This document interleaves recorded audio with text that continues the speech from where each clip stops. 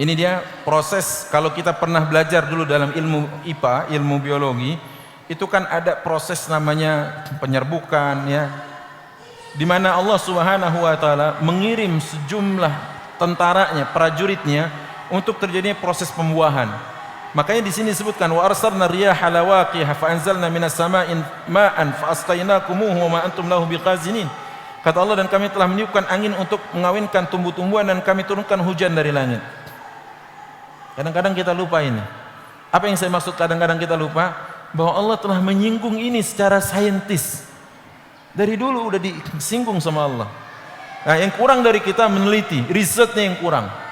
Ayat Al-Qur'annya sudah ada. Ya. Jadi dibawa oleh angin terjadi penyerbukan, betul kan? Dibawa oleh kumbang terjadi penyerbukan, dibawa oleh hewan terjadi penyerbukan. Ini kitab mana yang bahas kayak gini? Makanya nggak usah ragu.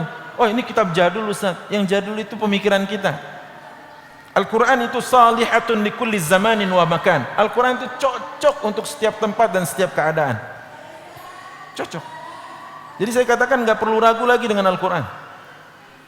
Nah, ini bukti bahwa sesungguhnya Allah Subhanahu wa taala sudah hitung itu dan Allah sudah katakan itu. Makanya saya pernah katakan kepada mereka yang ambil jurusan sub jurusan geografi, saya katakan, antum kalau nanti selesai jangan jadi agen-agen, jangan jadi corong-corong sekularisasi. Maksudnya gimana Ustaz? Coba saya mau dengar cerita bagaimana proses terjadinya hujan. Saya katakan gini, ya biasa hujan itu terjadi karena matahari keluar menghangatkan dan terjadi penguapan. Saat menguap dia menggumpal menjadi awan hitam, digerakkan oleh angin. Saya tanya, Allahnya di mana? Di mana Allah? Padahal waktu Namrud mengajak bicara Ibrahim alaihissalam, jelas kata-kata Ibrahim kepada Namrud. Apa kata Nabi Ibrahim kepada Namrud? Dialah Allah yang telah mengeluarkan matahari dari sebelah timur dan menenggelamkannya di sebelah barat. Maka kalau kau mampu, ubah dia. Sampai Allah katakan fabuhital ladzi kafar, maka terdiam membisu orang kafir ini 1000 bahasa. Artinya ada Allah di sana.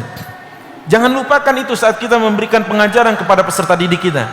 Nah, sebelum kita bicara tentang proses terjadinya siklus turunnya hujan, ibu akan kasih tahu, bapak akan kasih tahu bahwa pertama sekali semua benda-benda antariksa di sana itu Allah yang ciptakan. Itu dulu yang ditanamkan.